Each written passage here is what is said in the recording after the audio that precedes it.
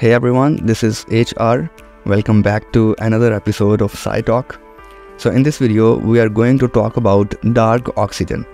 As we know, oxygen is a byproduct of photosynthesis, and it has been well understood that the only source of oxygen on the planet is from photosynthetic organisms like plants and algae that produce oxygen for humans and other animals to breathe.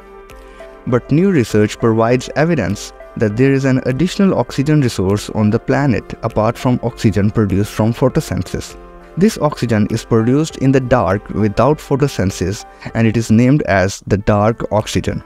This discovery comes more than 10 years after the source of dark oxygen was found. In 2013, a research mission with Andrew Sweetman, who is a professor at the Scottish Association for Marine Science, was aimed to understand how much oxygen was consumed by organisms on the seafloor.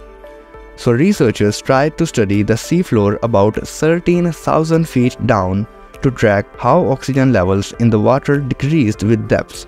However, what researchers discovered was that the oxygen levels increased at the seafloor. Scientists believed that the oxygen available in the deep ocean comes from the upper ocean and land produced by plants, algae, and planktons using the process of photosynthesis. As a result, the oxygen levels typically go down as we go deeper.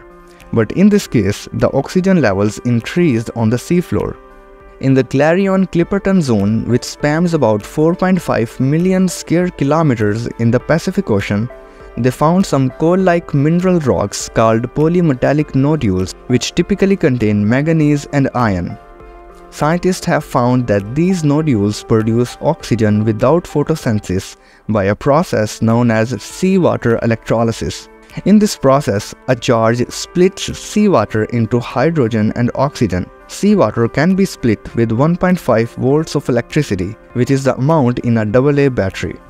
Scientists have found that some of the nodules possessed as much as 0.95 volts of electricity, and multiple nodules together produced even higher voltages.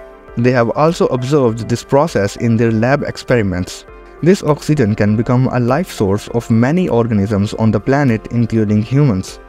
As the light cannot reach below 1,000 meters in the ocean, this oxygen produced can become a new source of life. This discovery can be helpful in studying extraterrestrial life, as we need some bunch of space rocks to produce molecular oxygen.